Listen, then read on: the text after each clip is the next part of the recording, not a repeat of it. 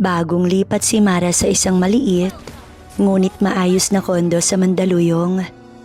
Galing siya sa probinsya at ngayon lang muling mamumuhay mag-isa matapos ang ilang taong pakikisama sa mga kaibigan. Tahimik ang lugar, malinis, at higit sa lahat, may privacy siya. Isa siyang online customer support agent na kadalasang nasa bahay lamang. Kaya mahalaga sa kanya ang komportableng tirahan.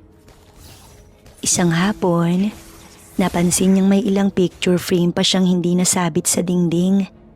Sinubukan niyang ayusin mag-isa pero sumuko rin agad. Wala siyang gamit at lalong wala siyang lakas para magbutas ng pader. Tinawagan niya ang admin gamit ang intercom. "May karpintero po ba kayong pwedeng ipadala? Mamaya po may darating," sagot ng nasa kabilang linya. Hindi nagtagal, may kumatok sa pinto. Pagbukas niya, bumungad sa kanyang isang lalaking moreno. Matipuno ang pangangatawan at may dalang malaking toolbox. Nakasuot ito ng simpleng sando at maong. Bakat ang mga braso sa bawat galaw. "Good afternoon po, ma'am. Ako po si Lando, pinadala ng admin." Mahinahong sabi nito. Pasok ka," sagot ni Mara. Bahagyang nagulat sa presensya ng lalaki. Itinuro niya kung saan ilalagay ang mga picture frame. Habang abala si Lando sa pagbubutas ng dingding gamit ang drill, si Mara naman, kunwaring nag-aayos ng sala. Pero paminsan-minsan napapalingon ang tingin niya sa lalaki. May kakaibang init sa hangin. Hindi niya maipaliwanag kung bakit tila masikip ang kanyang dibdib sa tuwing mapapansin niyang pinapahid ni Lando ang pawis sa noo o kapag yumuyuko ito at bahagyang humihila ang sando nito pataas. "Ma'am, pwede pong pahawak nito saglit?" sabi ni Lando, sabay abot ng frame. Lumapit si Mara at hinawakan ng frame gaya ng sinabi. Magkalapit sila. Masyadong magkalapit para hindi maramdaman ang presensya ng isa't isa.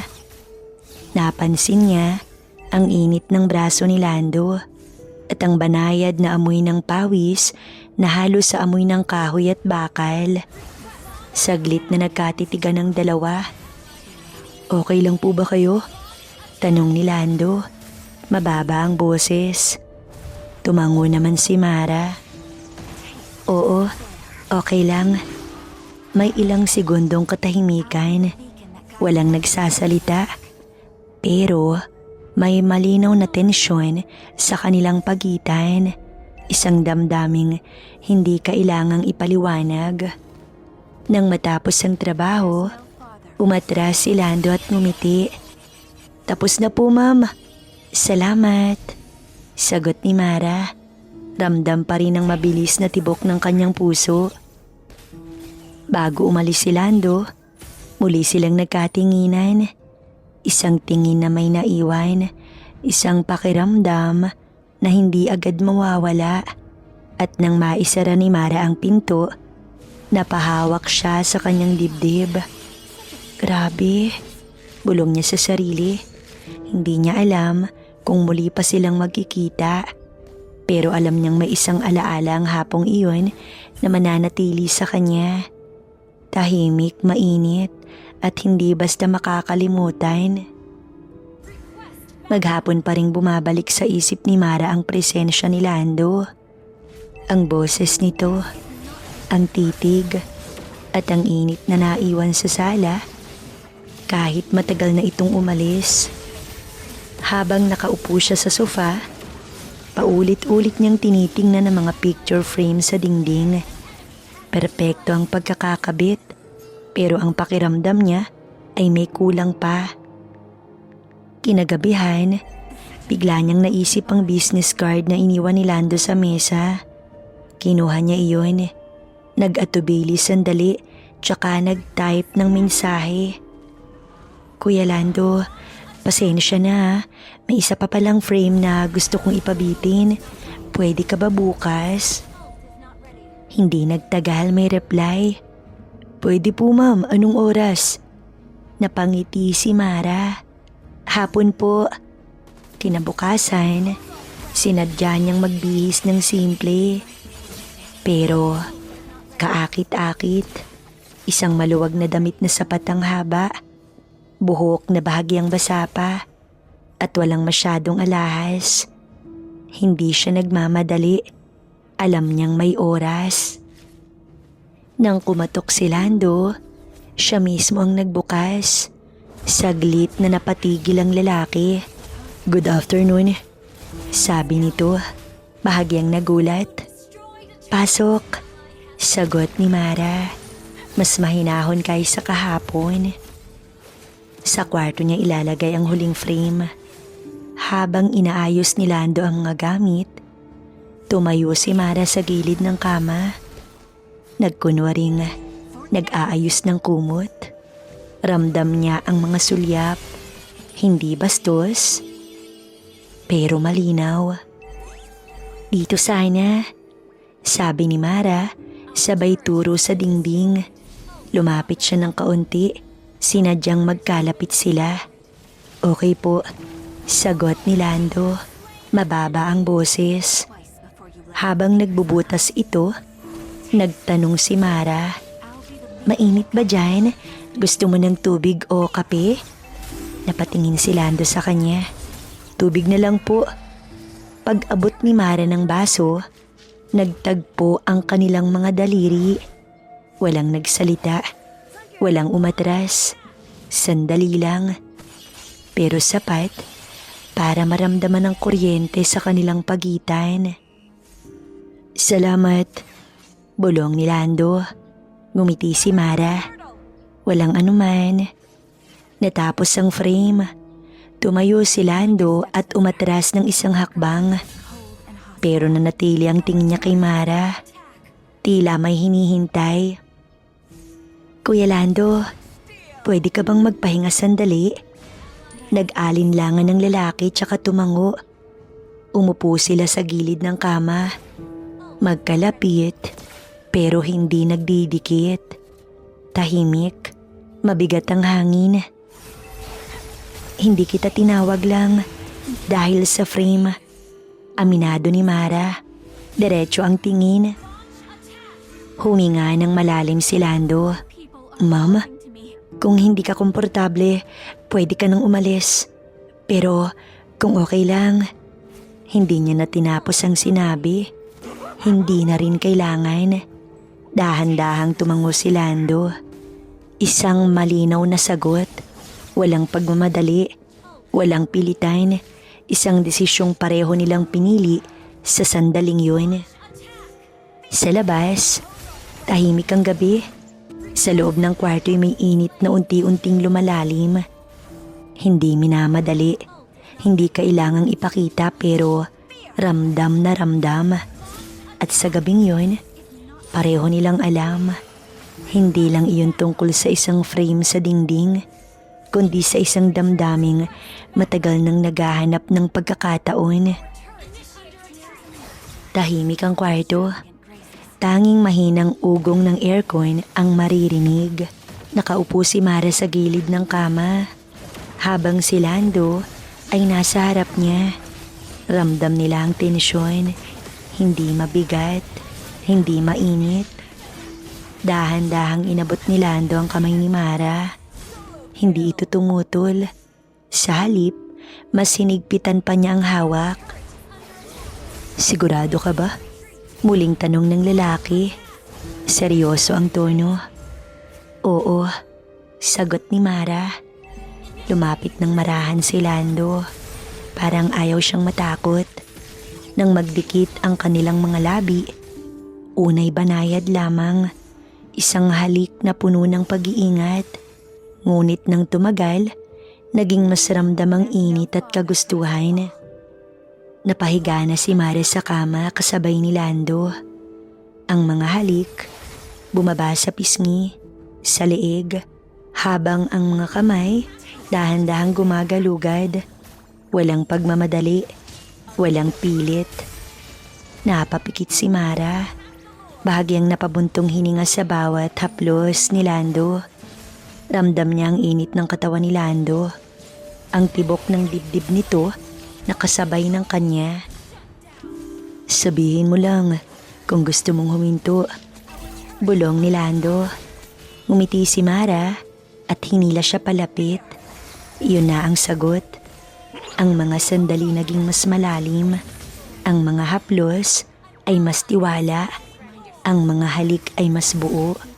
Hindi na nila iniisip ang oras o kung ano ang mangyayari bukas. Ang mahalaga ay ang maramdaman nila ang kasalukuyan. Sa gitna ng katahimikan, tanging mahihinang ingay at buntong hininga ang maririnig. Hindi sobra, hindi kulang. Isang pagdikit ng dalawang taong parehong pumili. Makalipas ang ilang oras, magkatabi silang nakahiga. Pawisan, pagod pero payapa. Nakahilig ang ulo ni Mara sa balikat ni Lando. Habang ang lalaki ay nakapikit, may munting ngiti sa labi. Hindi ko inakalang mangyayari to. Mahinang sabi ni Mara. Minsan, kahit hindi planado, tama pa rin. Sagot naman ni Lando. Hindi na sila nagsalita pa. Sa gabing yun, sapat na ang init ng katahimikan at ang alaala ng kanilang pinagsaluhan. Nagising si Mara sa liwanag ng umaga at sa bigat ng isang braso sa kanyang bewang. Sandali siyang hindi gumalaw. Pinakinggan niya ang mahinang paghinga ni Lando sa likod niya. Kalma't parang walang pinagsisihan. Dahan-dahan siyang humarap. Nakapikit pa ang lalaki. Pero may ngiti sa labi. Parang alam na gising na siya. Good morning. Mahinang sabi ni Mara. Dumilat si Lando. Good morning. Walang hiya, walang ilangan. Parang natural na naroon lang silang magkasama. Umangat ang kamay ni Lando at hinaplos ang pisngi ni Mara. Marahan, parang sinisigurong totoo ang sandali. Akala ko pagising magiging awkward. Aminado ni Mara. Hindi naman. Ngumiti si Lando. Naglapit ang kanilang mga noo. Isang halikang sumunod. Mas mabagal kaysa kagabi. Pero mas may lambing. Hindi na puno ng kaba, kundi ng pamilyar na init. May trabaho ka pa ba ngayon? Tanong ni Mara. Sa hapon pa. Nagkatinginan sila. Parehong may alam sa tingin ng isa't isa. Hindi na kailangan ng salita. Muling naglapit ang mga katawan nila. Hindi na nagmamadali. Mas kampante. Ang mga haplos ay masigurado. Mas may tiwala. Ang mga halik ay mas malalim. Mas ramdam. Hindi ito tulad ng una na puno ng hiya at tanong. Ito ay pagpapatuloy. Ilang sandali pa. Inalis nila ang mga nasa katawan nilang hindi na kailangan upang gawin ang bagay na iyon. Sa pagitan ng mga sandali, may mahihinang tawa, may mga bulong, may mga titig na nagsasabing gusto pa. Pagkatapos, magkatabi silang nakahiga, nakaharap sa isa't isa habang pawisan at pagod na pagod. Mukhang hindi lang tuminsan, sabi ni Mara. Kalahating biro pero totoo ang tono. Hindi umiwas ng tingin si Lando. Kung ayos lang sa'yo, gusto ko ring bumalik. Ayos lang. Tumango si Mara. Nang magbihis si Lando para umalis, hindi na iyon tulad ng kagabi. Mainiwang halik sa noo ni Mara. May pangakong hindi sinabi pero ramdam. Pagkasara ng pinto, napahinga si Mara ng malalim. Hindi iyon pagkakamali, hindi rin basta tukso lang.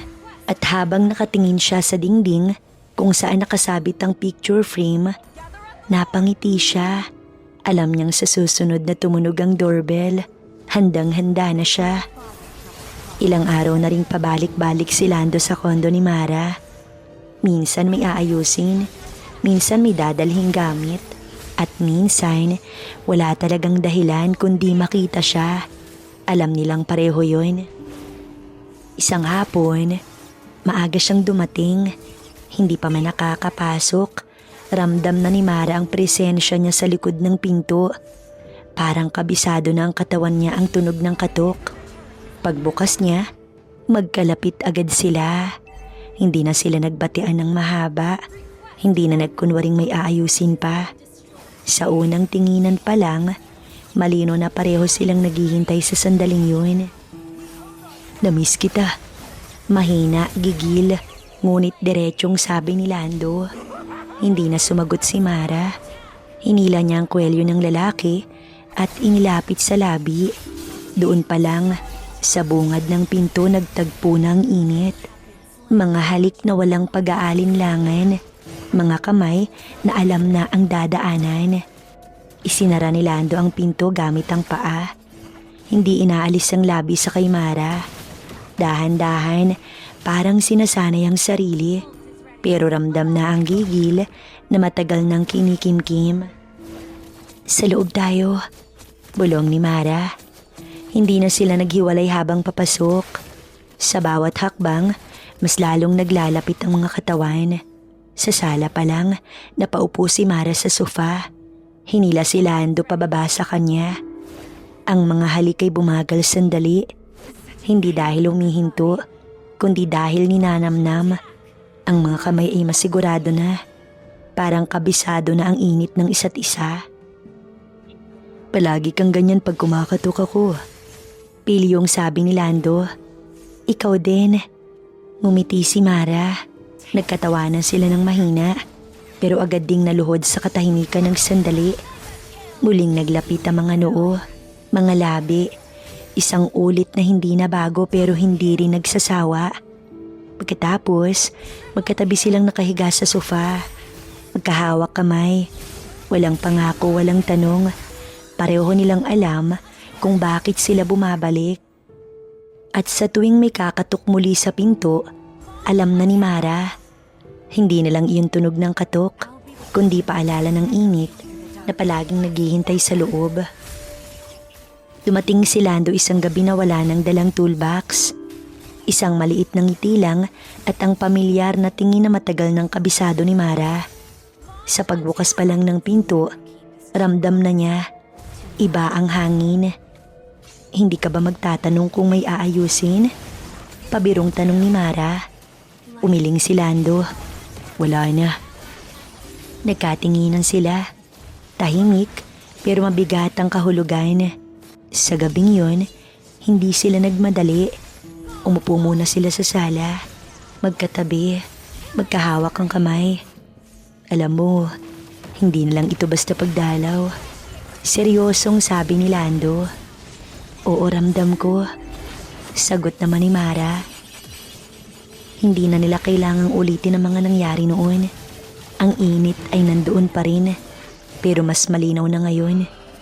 Hindi na lang tukso, hindi na lang lihim. Isa itong pagpili. Sa mga sumunod na araw, hindi na palihim ang pagpunta ni Lando. Kilala na siya ng guard, ng admin. Hindi na kailangang magkunwari pa. May mga gabi pa ring mainit, pero may mga umagang tahimik. Magkasabay na kape, maganang usapan at simpleng tawa. Isang hapon, habang inaayos ni Lando ang huling frame sa dingding, lumapit si Mara at niyakap siya mula sa likuran.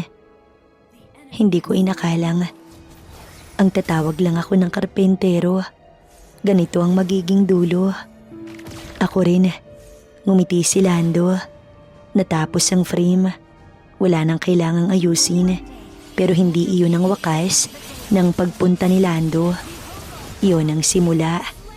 At sa kondo na minsang tahimik, may pinto ng binubuksan, hindi dahil may aayusin, kundi dahil may taong gustong umuwi. Shame on you.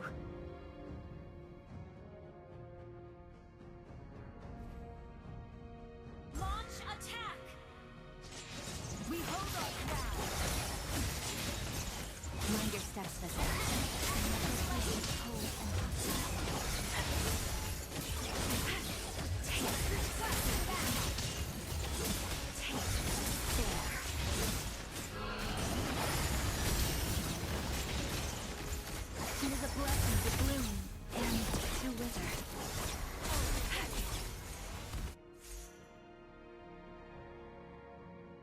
split up and push. Launch attack!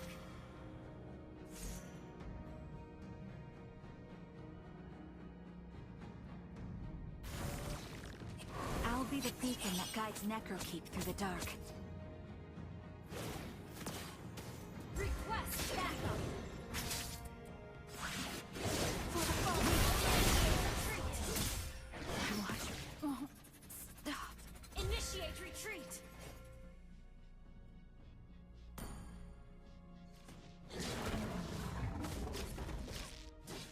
Launch attack! Initiate retreat!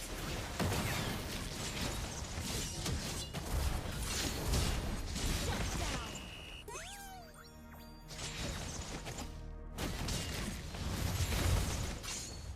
Ult is not ready. Let's split up and push.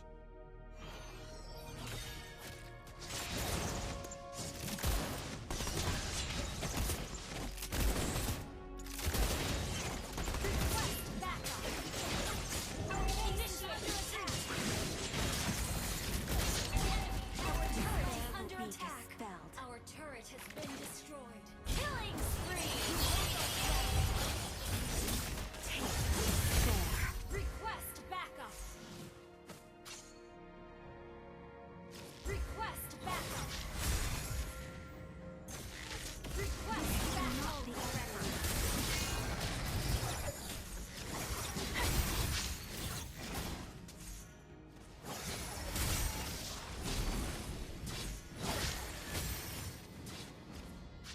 There are memories time does not erase. Attack the Lord! We hold our ground! Sword Slayer! Does it expire? An enemy has been slain! My people are calling to me.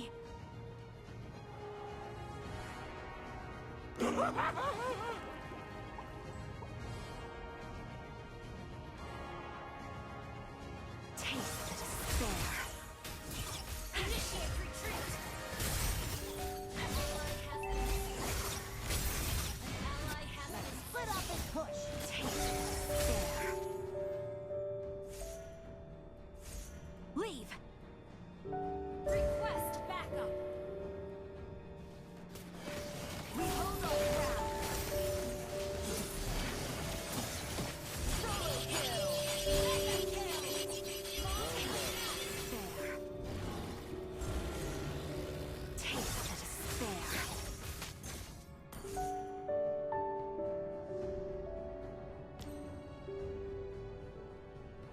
Initiate retreat.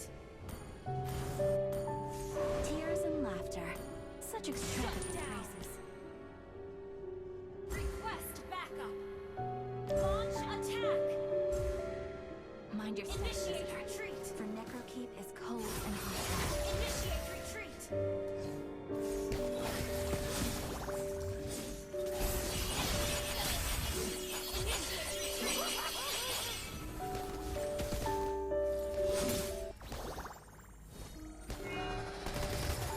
Request backup.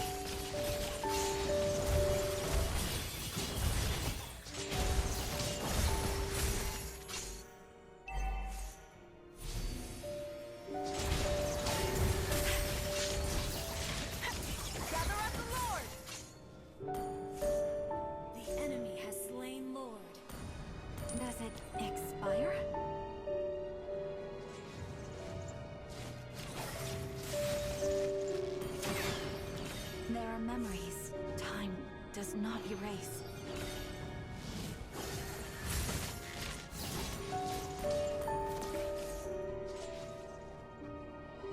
Initiate retreat!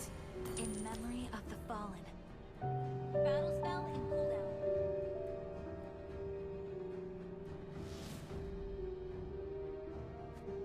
Initiate retreat! Okay. It is we hold on.